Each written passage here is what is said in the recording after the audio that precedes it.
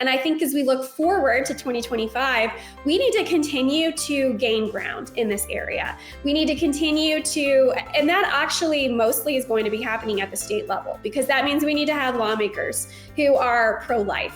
We need to be advocating for them, trying to get these folks into office, and then we need to be coming alongside of them and helping them when they put pro-life legislation up for a vote in their state halls. We need to be showing up and giving public comment, writing, speaking, urging those legislators who can vote on it to vote pro-life. Hey, look out. It's Faith Talk Today. I'm Rick Probst. Yes, I am alive. Thank you so much, Ezra, for filling in while I had the flu, etc., etc. But it's good to be back. We have one of our favorites with us, Nicole Hunt from Focus, and she writes for and is spokesperson for Focus on the Family's The Daily Citizen. We'll tell you how you can read more of her stuff. She's an attorney. She's one bad gal, and it's a good thing she's on our side. We'll talk to her in just a second. But first, hey, thank you so much for listening to and watching our podcast on Facebook and YouTube and listening to it. And you can download a podcast and wherever you get your podcast or at faithtalkatlanta.com. We always have great guests, and it's all about the guest, not about the host. And you know that you've been with us for a long, long time.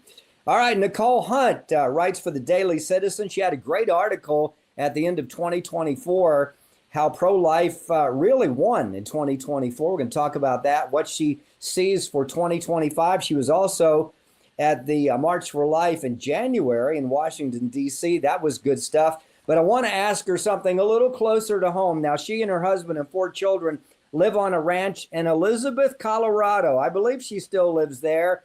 Is it a working ranch, Nicole, or like me, I live on a ranch, but I have no animals? Well, if you consider having animals working, then yes. We don't make our living on our ranch, but I will tell you that we've got horses and goats and chickens and barn cats and guardian livestock dogs. So we've got a pretty full menagerie of animals over here. That's amazing. I love that. It sounds enchanting, but I know it's a lot of work, right? Oh, sure. Yeah, it is. I'll tell you what, we've built a lot of core family values, mucking out stalls together for several hours. That's funny. And I'm glad you mentioned chickens because we're low on eggs. We'll be by to get, let me tell you something. The family next door, it's a young couple, and we live kind of out in the country, and they built a chicken pen, I guess you call it a chicken pen, and they got 6 chickens. Well, when they're away, I get to watch them, and they've become my pets, but they also give me the eggs. Yep. So I love fresh eggs. I look forward to when I can watch them. And between me and you and no one else, I love talking to the chickens. They talk back to me. Isn't that crazy? Is that crazy? Yeah, though, I've seen the memes of the chickens talking together, and it's making fun of the fact that they're probably talking about the owner. Probably talking about, they haven't brought me any fresh vegetables this week. Oh, that's funny. That? No, I can't believe that. That's funny. No, chickens are fun. They're related to dinosaurs. So every time I'm with them, I'm like, I can't believe you're related to prehistoric animals. But then you start to see the similarities. After a while, you're like, yeah, I can see a little bit of a velociraptor in you. You know what? Of course, I skipped a lot of school growing up. We need to talk to you sometime about that. I had no clue that they were connected. Yeah. Wow. Nicole Hunt with us. We want to talk to you, Nicole. Now, she writes for the Daily Citizen. She's also a spokesperson. And we've talked to her many, many times, usually right after the March for Life, whatever year it is. This was really a big year, wasn't it, Nicole? Because it was 2024. Of course, Roe v. Wade was turned over a few years back, but we've got a new administration. In fact, the vice president spoke, if I remember correctly, at this particular March for Life. What did you take out of this year? How cool was it? Yeah, this year had a different vibe. It was just as positive as in years past, but really there was a new energy. an energy of expectation, really. It kind of reminded me of the year right before the Dobbs decision came down, and we all had a lot of high hopes given the oral arguments that were, I think, argued in December. So there was a lot that came out that suggested that Roe may be overturned by the Dobbs case.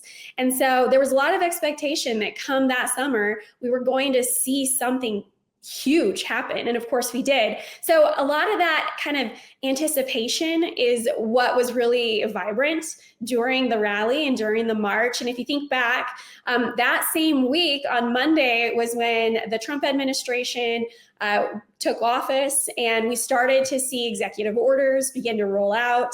And so there was a lot of excitement. And in fact, I think it was the day before the march was when we got news that the pro-life protesters who were unjustly put into prison were going to be pardoned, and they were going to be released. And that was, again, all because of President Trump and the pro-life administration that had come into office. And so there were just a lot of high expectations. And of course, when we all got the news the day before that Vice President Vance was going to be there in person, and President Trump was going to be having video remarks for us. They ended up coming from the Oval Office.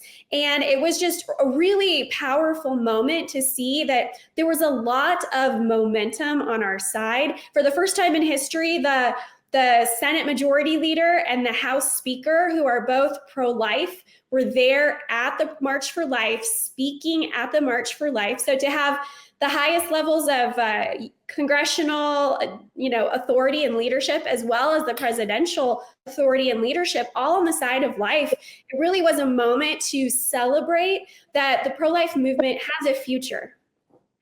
Nicole, you used the word momentum, and that's exactly was a word that I wanted to ask you about. Momentum for 2025. How do we keep this momentum going? 2024 was amazing. As folks can read your article in the Daily Citizen, then go to thedailycitizen.org. It's you basically looked at the best of, if you will, of 2024. Some good stuff there, but the work still needs to be done. How can we continue that momentum? Right. So, one of the things I did looking at 2024 was identifying that we should be celebrating that there are 12 states that remain abortion free.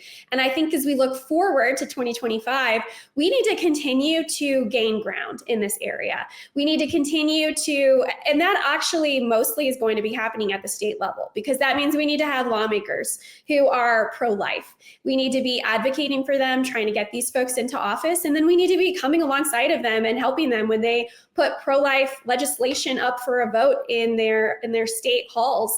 We need to be showing up and giving public comment, writing, speaking, urging those legislators who can vote on it to vote pro-life. So I'd love to see that number grow from 12 to something much higher than 12. So that's one thing that we need to focus on in 2025, is that we have the power to change the dynamic in our state legislatures. And so we need to elect people who will be pro-life and who will advance the cause for life under state law. Now, another thing I think we need to be doing is being as engaged as possible in pregnancy resource centers. This is something we did really well in 2024. We saw that pregnancy resource centers, they grew in number. There are more of them than there were before, and they're actually providing more services to more people than ever before. So what I love about pregnancy resource centers is, well, we have to fight the legal fight, right? So we have to be advocating for life legally. The way that you change culture is you love on women and you serve them where they're at. And so that is the job of pregnancy resource centers. They are coming alongside women, not just before they have their baby, but they're walking along with them after they have their baby. They're helping their families to thrive. They're helping them with resources. They're helping them with parenting classes and all job classes, all other kinds of interesting and compelling ways that we can help women choose life. And so I think as much as we are able, we need to be engaged in supporting these pregnancy resource centers. And if there aren't any in our communities, we need to get involved in starting them, because that is how you love on women. And that's how you change culture so that women know they have a community around them that will support them if they decide to choose life, and it's going to encourage them to choose life. No, thank you so much for saying all that. I love it. Nicole Hunt She is a part of Focus as the Daily Citizen. She writes and she's a spokesperson. She's an attorney. She does it all. Read her articles, thedailycitizen.org. Real quick, time is running out, but Nicole, what are you excited most about in 2025, you think? You know what? I am really excited about the fact that I believe with all the work that DOJ is doing and the boldness that President Trump has to issue executive orders, that we're going to see some significant advancements made for life at the federal level. One thing that I'm tweeting about it almost every single day, as are a lot of other pro-life leaders, I'd like to see Planned Parenthood defunded. I don't want to see another cent go to Planned Parenthood, which promotes abortions. But what they do first and foremost is they put that towards policy, and they put that towards campaigning. They put it towards trying to pass these constitutional amendments. They're not actually using their dollars to help women. They're using their dollars to try to reinforce what they do, which is sell abortions. And so their entire model is based on their ability to support their business model, not to help women. So I think that President Trump and Elon Musk need to do the important work of defunding Planned Parenthood. And that is what I am most excited for in 2025. Love it. Nicole Hunt, Focus on the Families, the Daily Citizen. Go to thedailycitizen.org and read Nicole's stuff. A great guest. We love her. And Nicole, we want to have you back. I think you have to go muck something, so we got to let you go out there where you are. Always a delight. Thank you so much for what you do. Such passion and heart. Good stuff. Hey, check this out. Take this podcast once it's downloaded and pass it around. That's what we wanted you to do. Go to faithtalkatlanta.com, or you can go wherever you get your podcasts. You can also send the link to the Facebook and the Facebook. Does it sound like I'm almost 65? Yes. And also the YouTube. So send those links out and pass them around. We want you to share them because this is important stuff that we want you to connect with. You can always focus, or you can always connect with Focus, with Focus on the Family. And you can get that link at faithtalkatlanta.com. Thanks, Nicole. Hey, thank you so much, Ezra. What a great show. Besides having an egghead on the screen today, I'm feeling really, really great. Thank you so much for watching and listening, everybody. We will check in with another guest next week, and have a good week. I'm Rick Probst. This is Faith Talk Today. See ya.